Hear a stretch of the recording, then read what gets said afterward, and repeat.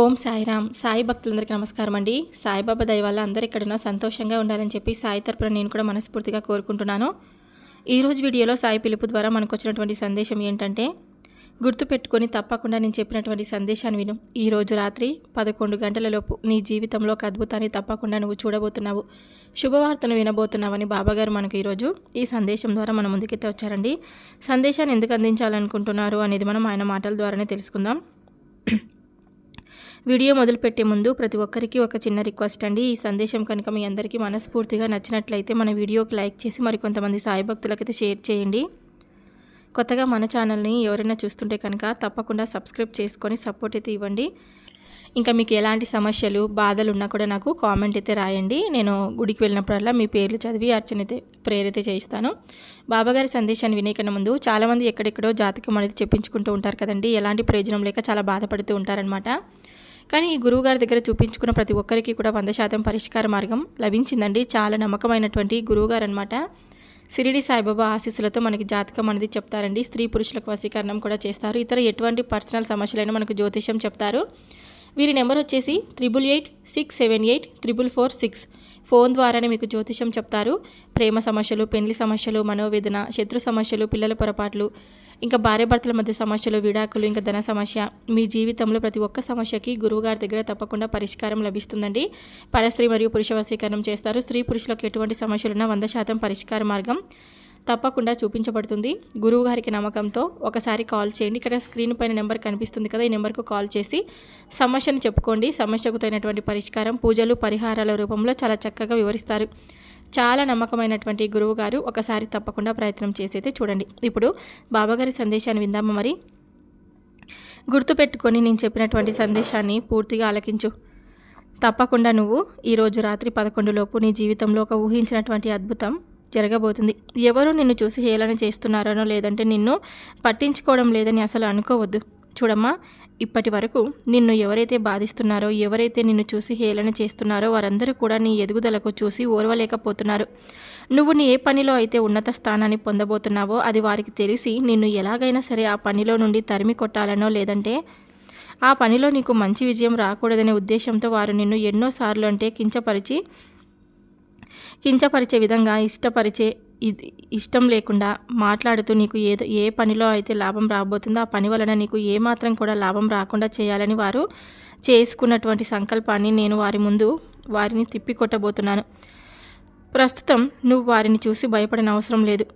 నీ దగ్గర బలం లేదనో, ధనం లేదనో, ఇంకా చిన్న చూపు చూస్తున్నారు. చూడమ్మా, వారి సత్తా ఏమిటో కూడా కాలమే నిర్ణయిస్తూ ఉంటుంది. నువ్వు జాగ్రత్తగా వారితో ఏమాత్రం కూడా వైరం పెట్టుకోకుండా నవ్వుతూ మాట్లాడుతూ నువ్వు కూడా నటిస్తూ జీవిస్తూ ఉండు. ఒంటరిగా బ్రతకడం నేర్చుకో. ఎందుకంటే ఎప్పుడు ఎవరో తెలియనటువంటి లోకంలో బ్రతుకుతున్నామో, అలాగే ఒకరు నిన్ను చూసి పొగిడారనో లేదంటే నీ దగ్గరకు వచ్చి నీకు ఏదో ఒక సహాయం చేస్తున్నారనో ఈ విధంగా ఒక్కరిని కూడా నమ్ముకుంటూ వెళ్ళిపోవద్దు. ఇలా నమ్మడం వల్లే కదా ఈరోజు నీకు ఎంత సమస్య వచ్చిందో, ఎంత నష్టపోయావో. తప్పకుండా నువ్వు దూరంగా ఉండడం చాలా మంచిది. అలాంటి వారందరికీ నిన్ను బాధ పెడుతున్నారని తెలిసినప్పుడు వెంటనే వారి నుండి నువ్వు దూరం వెళ్ళిపోవడం మంచిది. ఇంకా వారితో స్నేహం చేయడం కానీ అలాంటి పనులు ఎప్పుడూ కూడా చేయకూడదు. ఏ విధమైనటువంటి హానిని తలపెట్టారో ఇప్పటికే తెలుసుకున్నావని అనుకుంటున్నాను. దానివల్ల నీ కుటుంబంలో వచ్చినటువంటి సమస్యలు కూడా ఇప్పటికే నువ్వు తెలుసుకున్నావు. కాబట్టి ఇకనైనా నువ్వు ఎప్పుడైనా సరే ఒంటరిగా బ్రతకడం నేర్చుకో. ఒంటరిగా ఎదగడం నేర్చుకో. ఒంటరిగా బ్రతుకుతున్నానని ఎప్పుడు కూడా అనుకోవద్దు. ఎందుకంటే నీ చుట్టూ కూడా ఎప్పుడు నువ్వు నమ్ముకున్నటువంటి భగవంతుడు తోడుగా నిన్ను నడిపిస్తూ ఉంటాడని మాత్రం మర్చిపోవద్దు. కుటుంబ సభ్యుల యొక్క దీవెనలు, తల్లిదండ్రుల యొక్క ఆశీస్సులు నీకు ఎప్పుడు కూడా తోడుగా నిండుగా ఉంటాయి. నువ్వు ఒంటరి అని మాత్రం బాధపడద్దు.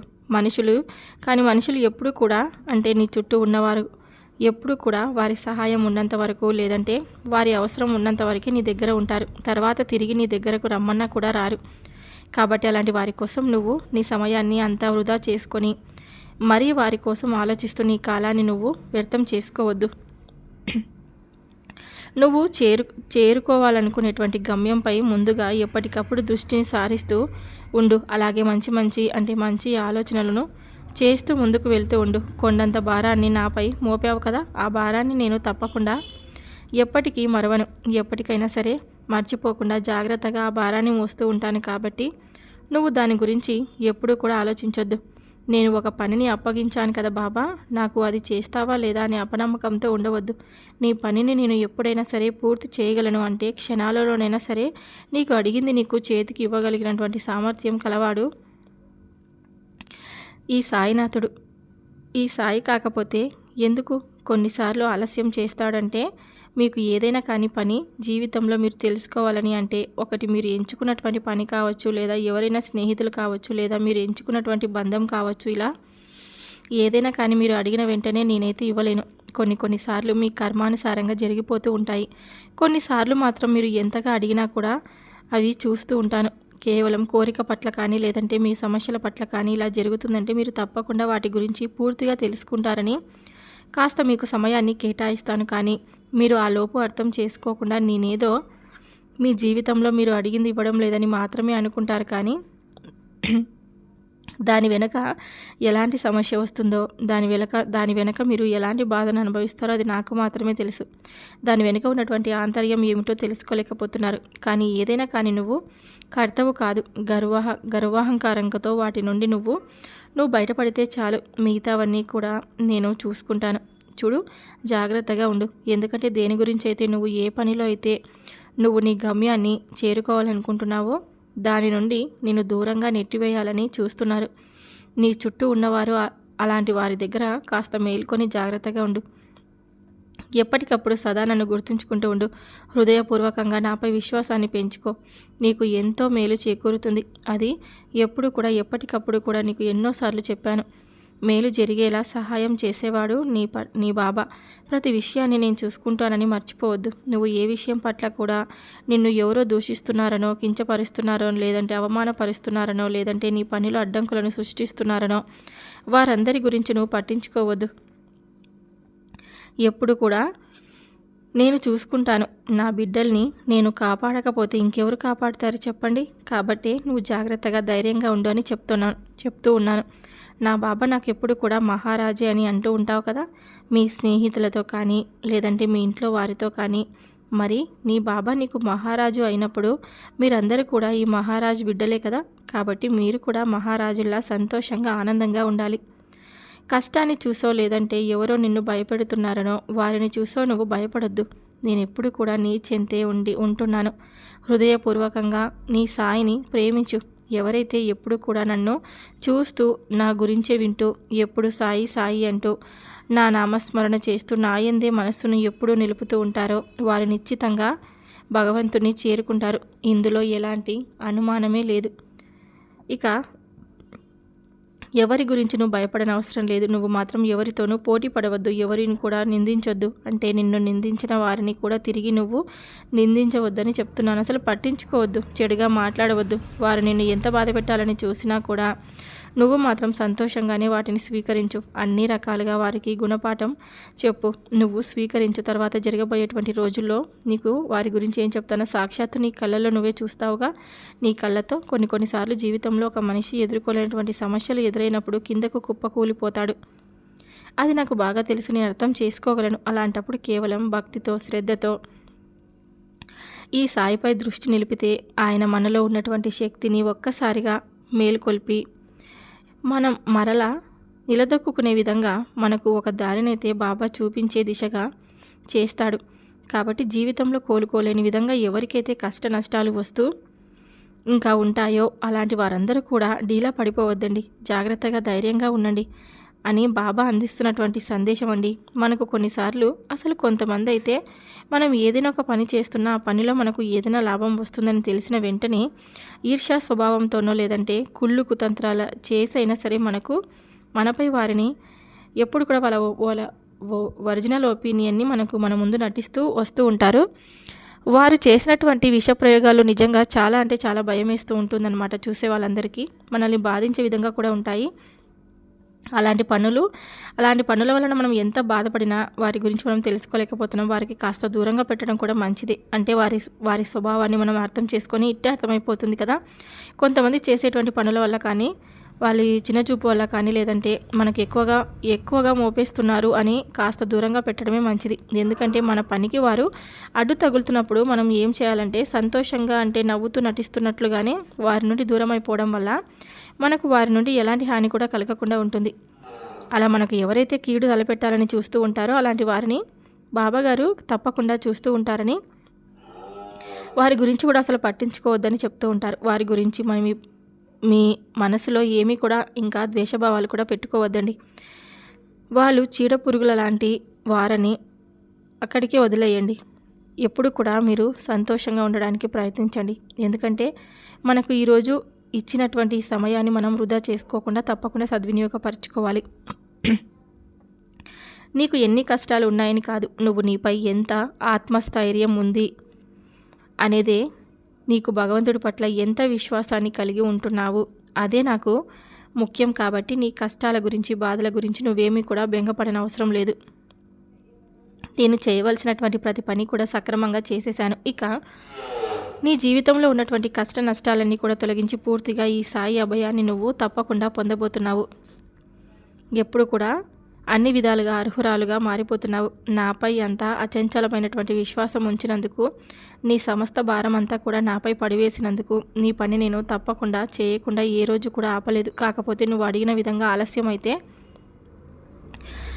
జరిగింది కానీ అందుకు నీ జీవితం, అలాగే నిన్ను బాధ పెట్టిన వారు, అలాగే నిన్ను ఎవరైతే హక్కున చేర్చుకున్నారో వారు, ఇక్కడ ఎవరైతే నిన్ను హీనంగా చూశారో వారందరి గురించి నువ్వు ఎప్పుడు కూడా అర్థమైంది కదా. లోకం తీరు ఏ విధంగా ఉందో నువ్వు బాగా తెలుసుకున్నావు కదా. వాళ్ళు వీళ్ళు ఏమనుకుంటున్నారో అని ఎప్పుడు కూడా ఆలోచించొద్దు. అలా నువ్వు ఎప్పుడైతే ఆలోచిస్తూ ఉంటావో ఎప్పటికీ కూడా నీవు అలాంటి వారి చేతిలో బందీగానే ఉండిపోతావు. కాబట్టి ఎవరు ఏమనుకున్నా కానీ నిజాయితీగా నువ్వు ఏ పని అయితే చేయాలనుకుంటున్నావో ఆ పనిని అయితే పూర్తిగా చేసేసావు. చూడమ్మా, జీవితం అనేటువంటి జగన్నాటకంలో పాత్రధారిని నేను అన్నావు కదా. కాబట్టి నీ పాత్ర నువ్వు సక్రమంగా చక్కగా పోషించేందుకు అన్ని విధాలుగా నీ కృషి అయితే నువ్వు చేస్తూ ఉండు. అలాగే ఎక్కువగా ఎవరి గురించి ఆలోచించద్దు. ఎవరు కూడా నాకు సహాయం అందివ్వడం లేదు, నా చుట్టూ ఎవరు లేరు, అలాగే నాకు ఎవరు కూడా సపోర్ట్ని ఇవ్వడం లేదని ఎప్పుడు కూడా నువ్వు అనుకోవద్దు. నీకు నువ్వే సపోర్ట్గా మారిపో. అలాగే నీకు నువ్వే ధైర్యం చెప్పుకో. అలాగే ప్రతిరోజు కూడా నాకు ఇక్కడ ఎవరు లేరు, నాకు నేనే తప్ప ఇంకాను అనుకుంటూ నీ రోజును మొదలుపెట్టి ప్రతి ఒక్క సవాలును కూడా ఇష్టంతో స్వీకరించి ఎలాంటి సమస్య వచ్చినా కూడా ఆనందంతో జయిస్తూ ఉండు. మనసును పాడు చేసుకోకుండా ఉండు. వీలైనంత వరకు ఎక్కువగా ఆలోచించకుండా నువ్వు దేని గురించి అయితే ప్రయత్నం చేస్తున్నావు దాని గురించి మొదలుపెట్టు. దాని గురించి మాత్రమే నీ లక్ష్యం వైపు పరుగులు పెట్టేలా నీ ఆలోచనలు ఉండాలి. ఎప్పుడు కూడా నువ్వు సంతోషంగా ఉంటావని మరీ చెప్తున్నాను. నేను రాసిందే జరుగుతుంది. కొన్నిసార్లు బ్రహ్మ రాసినటువంటి రాతని కూడా మారిపోవచ్చు. అది కూడా నీ చేతుల్లోనే ఉంటుంది. కాబట్టి మనసుని ఎప్పుడు కూడా నిలకడగా ఉంచుకోండి. ఎలాంటి పరిస్థితులు ఎదురైనా కానీ, ఎన్నిసార్లు మీరు ఓడిపోయినా కానీ ఇంకా జీవితం అనేది మీకు అవకాశాల మీద అవకాశాలు ఇస్తూనే ఉంటుంది. కాబట్టి ఆ నమ్మకాన్ని ఎప్పుడు కూడా మీరు వదులుకోకండి. అలాగే అసలు మీరు ఓడిపోవడానికి ముఖ్య లక్షణం ఏమిటో తెలుసా? మీలో ఉన్నటువంటి విశ్వాసం కానీ, లేదా మీపై ఉన్నటువంటి అసహనం కానీ, నిరాశ కానీ, ఇంకా మీ జీవితంలో మిమ్మల్ని ఓడిపోయేందుకు ఎక్కువగా దోహదం చేసేలా ఉంటాయి. కాబట్టి వాటిని వీలైనంత వరకు బయటకు పంపించండి. అలాగే మీ మనస్ఫూర్తిగా ఏ లక్ష్యం వైపు అయితే మీరు అడుగులు వేయాలనుకుంటున్నారో దానివైపు పూర్తి బాధ్యత తీసుకోండి. ఒకరికి సహాయం కావాలని ఎప్పుడు కూడా అనుకోవద్దండి. ఎందుకంటే ఈ లోకంలో ఎవరు కూడా ఎవరికి సహాయం చేశారు అంటే అది కేవలం కొంతమంది నిస్వార్థంతో కూడినటువంటి సహాయం చేసేవాళ్ళు, అంటే కొంతమంది స్వార్థంతో చేసేటువంటి సహాయాలు ఎక్కువగా ఉంటాయి. కాబట్టి అలాంటి వారికి మీరు ఎప్పుడు కూడా సహాయాన్ని కోరి వారి చెంతకు వెళ్ళవద్దు. కాబట్టి మీరే సహాయాన్ని అందించుకోండి. ఇంకా మీకు నిజంగా అత్యవసరమైనటువంటి సహాయం కావాలంటే దేవుడి ముందు చేతులు జోడించి మరీ అడిగి ఆయన సహాయాన్ని వేడుకోండి. అప్పుడు మీకు ఏదో ఒక విధంగా భగవంతుడి సహాయం అయితే తప్పకుండా అందుతుంది. కాబట్టి ఎప్పుడు ఎవరు లేరని అసలు అనుకోవద్దు. నీ చుట్టూ ఎప్పుడు ఏం జరుగుతుందో నీకే తెలియదు కదా. కాబట్టి నీ రాత బాగోలేదని కానీ, నీ దగ్గర అవుతున్నటువంటి బంధాలు దూరం అవుతాయని కానీ, నీ వాళ్ళు కూడా నిన్ను గౌరవించడం లేదని కానీ ఇలా ఎప్పుడు కూడా నువ్వు ఆలోచించొద్దు. నీకు తోడుగా నేను ఎప్పుడు కూడా ఉంటాను. ఈరోజు సాయంత్రం లోపు అంటే రాత్రిలోపు నువ్వు తప్పకుండా శుభవార్తనైతే వినేందుకు ఒక గొప్ప యోగాన్ని నీకు కల్పిస్తాను. తప్పకుండా నువ్వు సంతోషంగా ఆ శుభవార్తను విన్న తర్వాత నీ మనసును ప్రశాంతంగా, నీ జీవితం కూడా ఎంతో సంతోషంగా ఉంటుంది. చూడమ్మా, నీ మనసును నువ్వు ఎంతగా కష్టపెట్టుకుంటున్నావో నాకు తెలుసు. అలాగే ఎవరు నిన్ను అనబడలేదు. నీ జీవితంపై విపరీతమైనటువంటి విరక్తిని చూపిస్తూ ఉన్నావని కూడా నాకు తెలుసు. నీవు ఇలా ఆలోచిస్తూ ఉన్నావు. ప్రతి ఒక్కరితో కూడా మంచి స్థాయిలో నేను ఉండాలి, అలాగే మంచి స్థానాన్ని నాకు నువ్వు కల్పించు బాబా అని ఎన్నో కలలు కన్నావు. అలాగే నీ జీవితం పట్ల నువ్వు ఎన్నో ఆశలను పెంచుకున్నావు. ఎంతో మంచి మనసును కలదానివి నీవు. అలాగే నీ మంచి మనసుతో పాటు నీ కల సహకారం కావడం లేదని నలుగురు నిన్ను హేళన చేస్తున్నారని బాధపడద్దు. నువ్వు సహాయం పొందలేదని బాధపడుతూ ఉన్నావు కదా. అయితే నువ్వు ఎంత కష్టపడినా కూడా నువ్వు చేరుకునేటువంటి స్థానం ఇప్పటి వరకు నీకు నీ గమ్యం రావడం లేదని ఆలస్యం జరుగుతూ ఉండడం వల్ల నీవు చాలా నిరాశపడుతూ ఉన్నావు. అలాంటిది ఎప్పుడు కూడా నువ్వు భయపడుతున్నా కూడా నువ్వు ఎక్కువగా దేని గురించి అంటే జీవితం పట్ల ఆశగా ఉన్నావో అది నీకు పొందడం లేదని చెప్పి నా కష్టానికి తగినటువంటి ఫలితాన్ని ఇవ్వు బాబాని, నా స్థానాన్ని మరెవరూ తీసుకుంటున్నారని, నా స్థానం నాకే దక్కేలాగా చేయని, నా కష్టానికి తగినటువంటి మొదటి ఫలితం నాకే ఇవ్వని నా దగ్గర ఎప్పుడు కూడా మొరపెట్టుకుంటూ ఉంటున్నావు కదా. అయితే విను, నువ్వేం వెనక్కి వెళ్ళిపోవడం లేదు. అలాగే నువ్వు కష్టపడుతున్నావు, నేను ఒప్పుకుంటాను. కానీ దానికి ఇంకొంచెం శ్రమను కలుపు. తప్పకుండా నీకైతే గెలుపు తలుపు తడుతుంది. అలాగే నీకు ఎలాంటి భయాలు కూడా అవసరం లేదు. గెలుపు నీకే చేకూరుతుంది. ఇంకొంచెం నువ్వు కష్టపడ్డావంటే మొదటి స్థానం నీకే దక్కుతుంది. అయితే నీ జీవితంలో నువ్వు పెంచుకున్నటువంటి ఆశలన్నీ కూడా నీకే దక్కుతాయి. శ్రద్ధ సబూరితో ఎప్పుడు కూడా సహనంగా ఉండు. మొదటి స్థానం నువ్వే పొందుతావు. నీ స్థానానికి నువ్వు రావడానికి నీ సాయశక్తులా నువ్వు ప్రయత్నించు. అలాగే నా అనుగ్రహం, నా ఆశీర్వాదం వల్ల నీకు ఎప్పుడు కూడా మంచి జరుగుతుంది. అంతేకాదు, మంచి శుభవార్త కూడా నువ్వు వినబోతున్నావు. ఎన్నో రోజుల నుండి నీ కోరిక తప్పకుండా నెరవేరట్లేదని, నీవు ఆశపడుతున్నటువంటి జీవితం నీకు దక్కడం లేదని కదా నువ్వు నిరాశ చెందుతూ ఉన్నావు. ఆ శుభవార్త తప్పకుండా నువ్వు వింటావు. పిల్లల గురించి కావచ్చు, లేదంటే నువ్వు దేని గురించి అయితే అంటే వ్యాపార పరంగా కావచ్చు, వృత్తిపరంగా కావచ్చు, ఉద్యోగపరంగా కావచ్చు, దేని గురించి అయితే నీకు జరగడం లేదని నీ జీవితంలో అశాంతితో, నిరాశతో ఎదురు చూస్తూ ఉన్నావో అవన్నీ కూడా నీకు దక్కుతాయి. అయితే నీకు కోపం ఎక్కువగా ఉంది. ఆ కోపం తగ్గించుకుంటే కనుక చాలా బాగుపడతావు. అంటే నీకున్నటువంటి నీ సంతానం, నీ పిల్లల వలన నువ్వు ఎంతో ఇబ్బందులను ఎదుర్కొంటున్నావు. అంటే వారు చేసేటువంటి పనులు కావచ్చు, లేదా వారికి నువ్వు ఏమి కూడా నీ రూపంగా అందివ్వడం లేదని కావచ్చు, నువ్వు వారి గురించి ఎక్కువగా ఆలోచిస్తూ భయపడుతూ ఆందోళనగా ఉన్నావు. చూడు, నీవు తప్పకుండా వారికి నీ రకంగా వారికి ఏదో ఒకటి అందించే తీరుతావు. రాబోయే రోజుల్లో వారందరూ కూడా నీ సంతానంతో పాటు నువ్వంతా కూడా కుటుంబ సభ్యులతో సంతోషంగా ఉండేటువంటి రోజును నేను తీసుకొస్తాను. నలుగురిలోనూ నీదే మొదటి స్థానంలో నిన్ను కూర్చోబెట్టేలా చేస్తాను. కష్టాలు, శ్రమలన్నీ, బాధలు కూడా నీకు పూర్తిగా తొలగించేస్తాను. ఈలోపు నువ్వు ఆందోళన కానీ, భయాన్ని కానీ, గందరగోళాన్ని కానీ నీ మనసులోకి రానివనే వద్దు.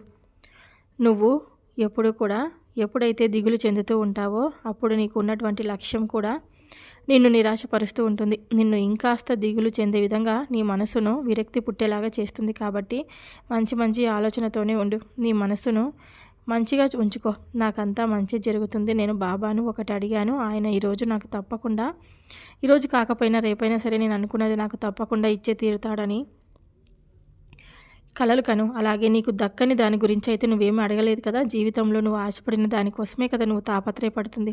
దాని గురించే కదా నువ్వు అడుగుతుంది. మరి నీ జీవితంలో నువ్వు పొందుతున్నటువంటి స్థానం కూడా నీకంతా మంచిగా ఉండాలని ఈ బాబా మాత్రం అనుకోవడం లేదా చెప్పు. ఒక మంచి శుభకార్యం తప్పకుండా నువ్వు తలపెట్టబోతున్నావు. అది నీ జీవితంలో గొప్ప కార్యంగా మారబోతుంది. గొప్ప యోగంగా అది నీకు అదృష్టంలా కూడా ఉండబోతుంది. మరి నీ కుటుంబ సభ్యులతో పాటు నువ్వు కూడా వారందరితో సంతోషంగా ఉంటావని, నీ ఆశలన్నీ నెరవేరుతాయని, నువ్వు సంతోషంగా జీవితంలో ఉంటావని నీకు నేను ప్రమాణం చేసి మరీ చెప్తున్నాను. చూడు, తప్పకుండా నువ్వు ఎదురు చూసే శుభగడియలు అయితే వస్తున్నాయి. ఈరోజు రాత్రి 11 లోపు నీ జీవితంలో తప్పకుండా నువ్వు ఒక అద్భుతాన్ని, ఒక శుభవార్తనైతే వినబోతున్నావు. అని బాబాగారు మనకి ఈరోజు ఈ సందేశం ద్వారా తెలియపరిచారండి. బాబాగారు ఇచ్చినటువంటి సందేశం మీ అందరికీ నచ్చినట్లయితే మనస్ఫూర్తిగా మన వీడియోకి ఒక చిన్న లైక్ అయితే ఇవ్వండి. కొత్తగా మన ఛానల్ని ఎవరైనా చూస్తుంటే కనుక తప్పకుండా సబ్స్క్రైబ్ చేసుకొని సపోర్ట్ అయితే ఇవ్వండి. ఎలాంటి కష్టాలు సమస్యలు ఉన్నా నాకు కామెంట్ అయితే రాయండి. నేను రేపు బాబాగారి గుడికి వెళ్తాను. తప్పకుండా మీ పేర్లు చదివి అర్చన అయితే చేస్తాను. ఇప్పుడు రేపు మరి సాయి పిలుపు ద్వారా వచ్చే సందేశంతో మళ్ళీ కలుద్దాం. సర్వే జనా సుఖినో భవంతు. ఓం సాయిరామ్.